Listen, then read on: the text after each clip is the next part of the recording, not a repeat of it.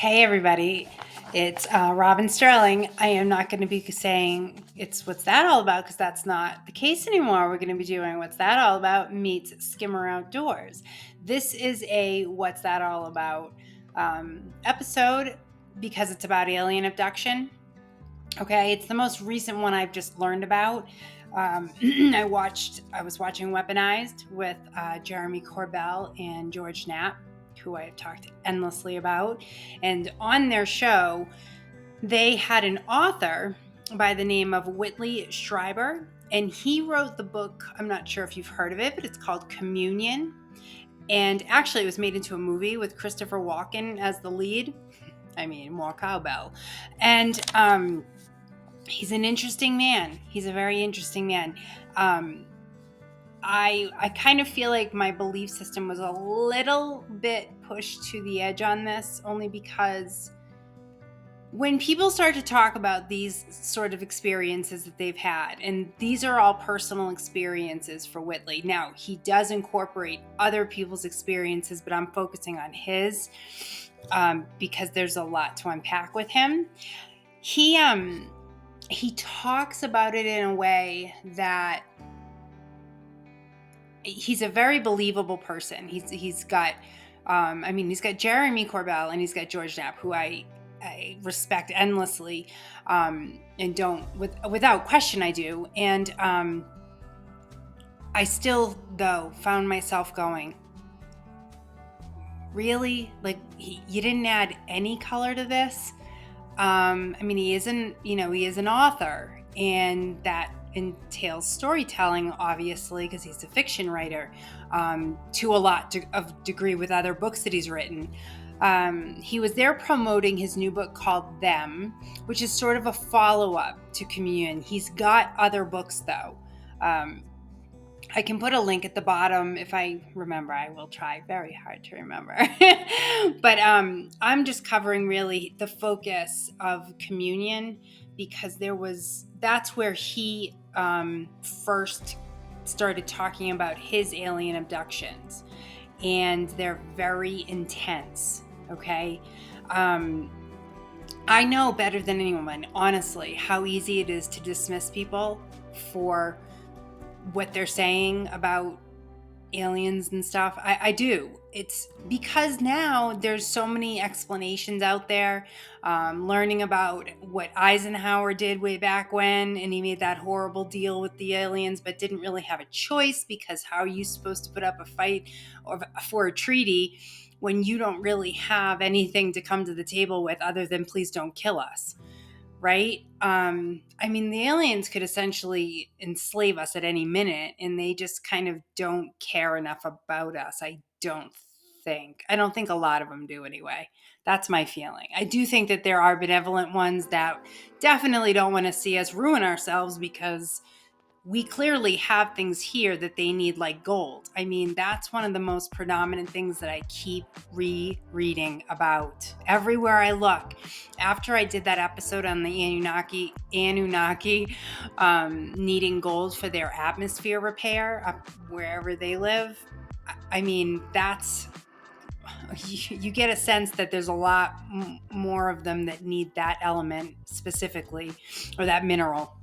So anyway, I'm just going to tell you a little bit about the interview they did with him, and let me know your thoughts, because am I nuts in believing this guy?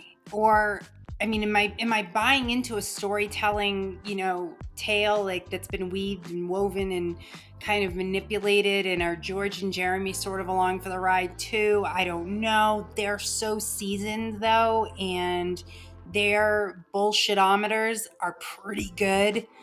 And Jeremy really, and George, just, they demand a lot more now, as far as proof goes for things. But somebody like this, Whitley, he's kind of like, you don't go to him and say prove it, because the things that he's claiming are super dark.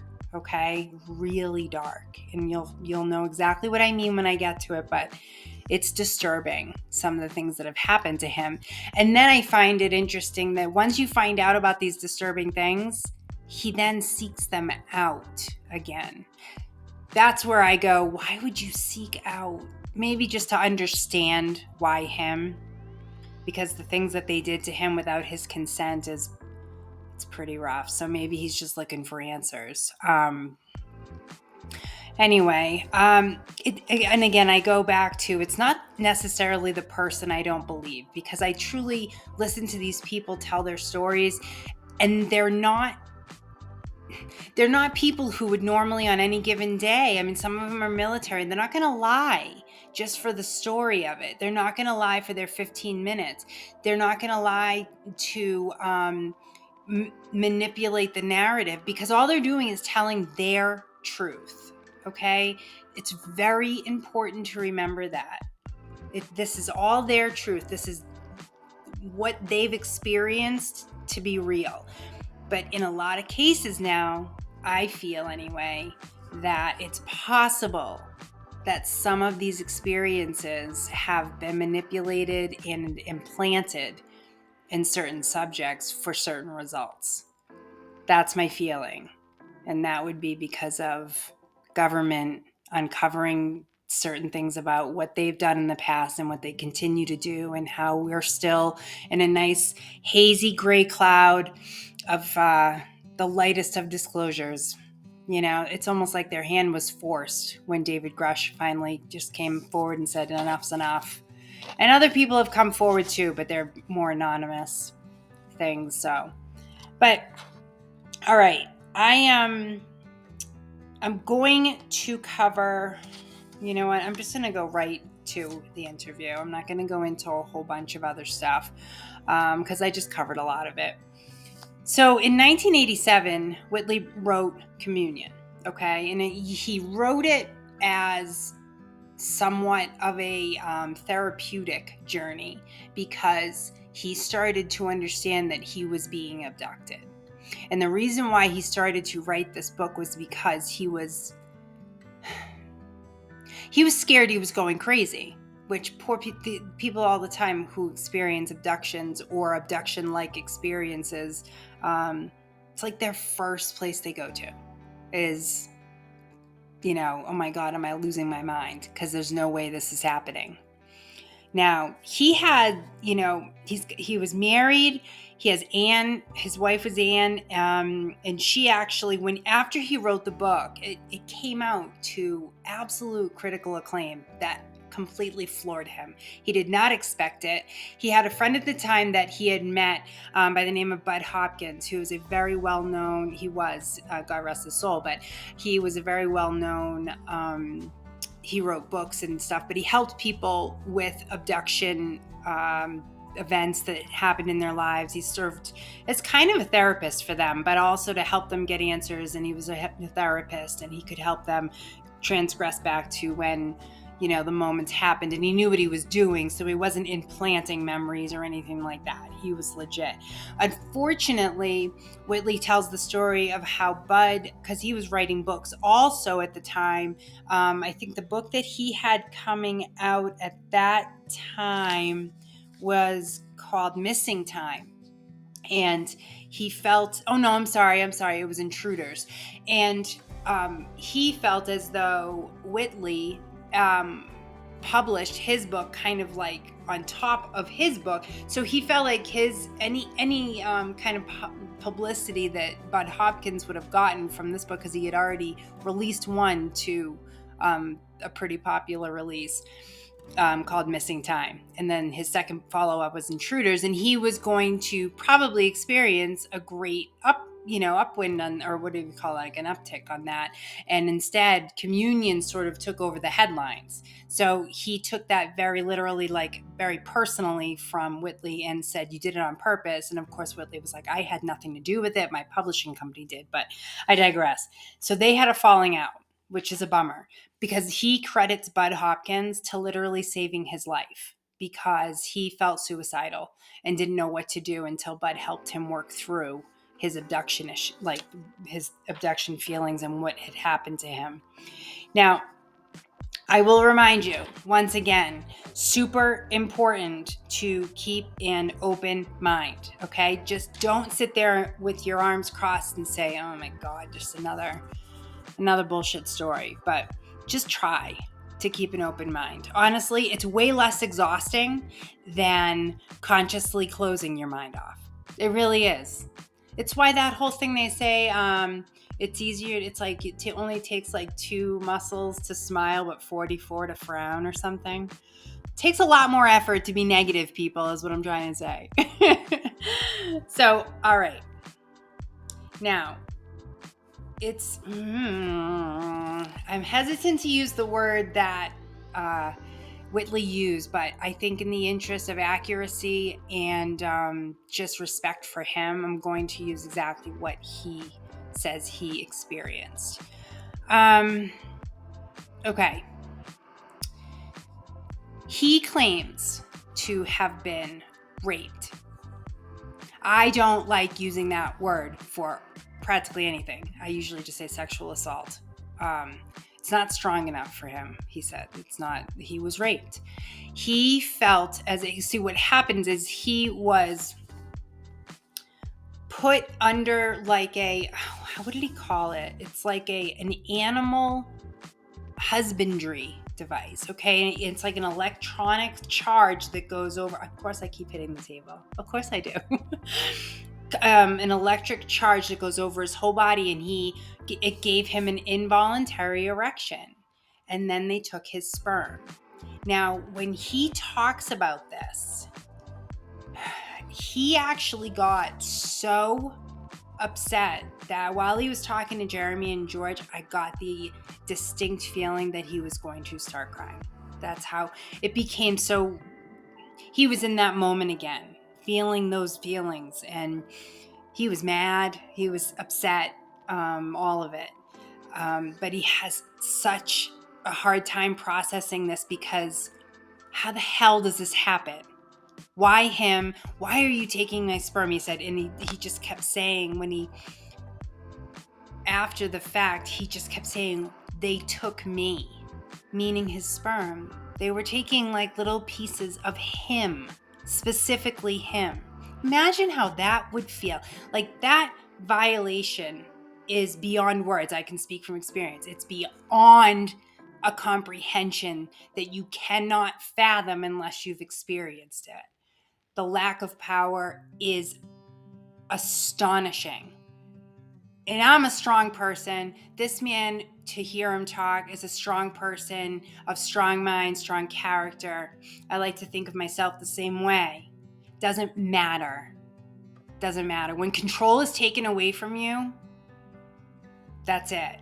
And you're left. You're left there with the remnants of what just happened. And this poor guy, they took me.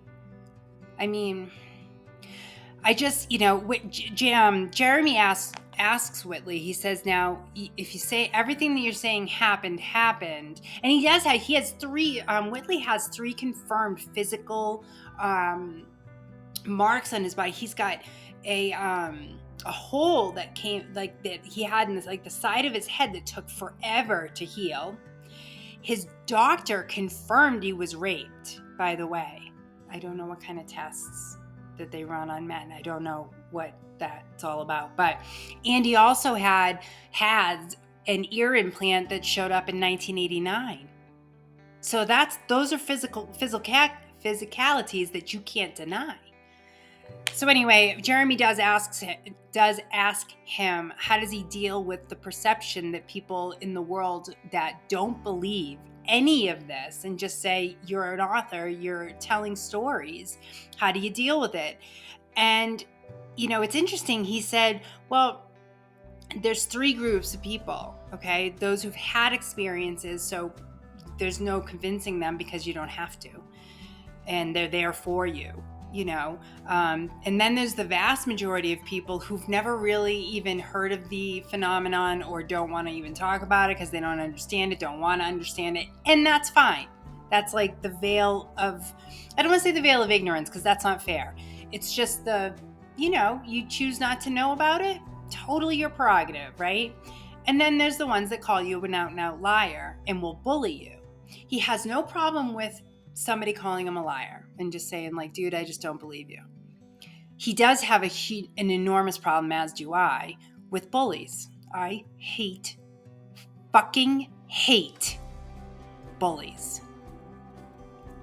Talk about the biggest waste of space on earth. Like, I love people who believe in God. I mean, to each his own. But if this guy doesn't make mistakes, or this woman or this entity doesn't make mistakes, explain to me so many things out there in this world if he doesn't make mistakes. If he doesn't make mistakes, never mind, I'm not going to go there. Wow, definitely not going to go down that road. But no. You don't have to, you can believe in something bigger, and it doesn't have to have a name necessarily. Thank you very much. But anyway, he has ideas, because Jeremy asks, like, why do you think they're doing these things to us, like to humans? And he says that he thinks it could be, he has a couple of ideas. He says it could be, they could be really collecting for seed banks, like for future generations. Which, it's funny, I think back to the episode I did on that seed bank out there in the cold tundra.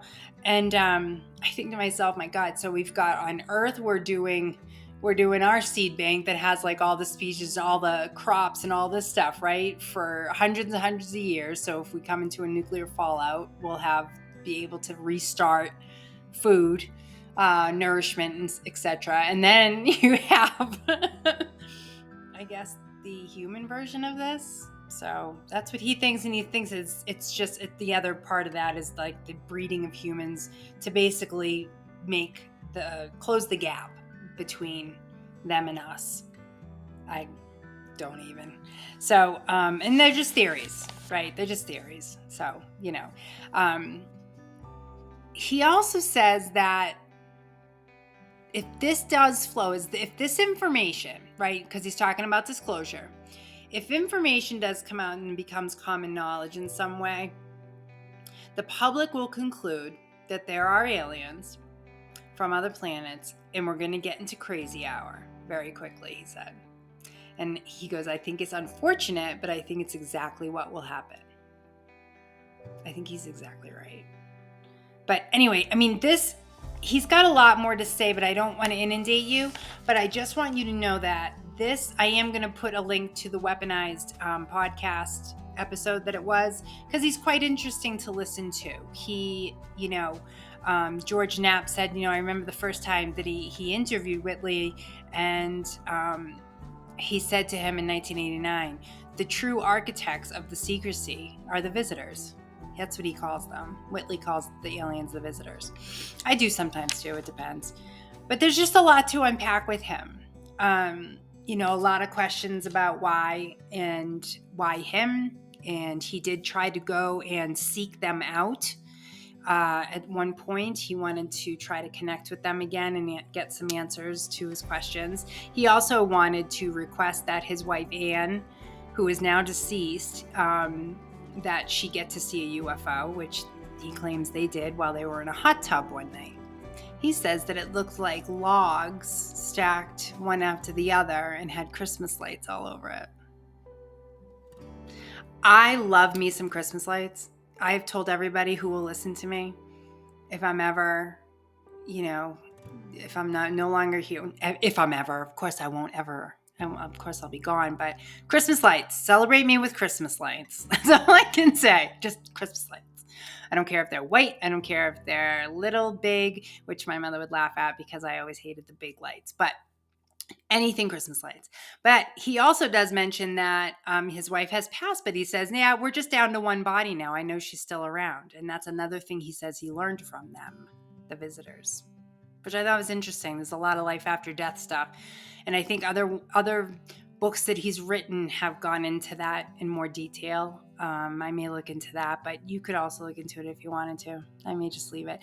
But I just want to remind you one more time that Skimmer Outdoors is coming. We are this close. I figured out how to use the GoPro a little bit as far as getting stuff onto the computer. That was a shit show. But anyway, until that episode can come out in a couple days, stay happy and healthy. And stay weird and take care. Bye.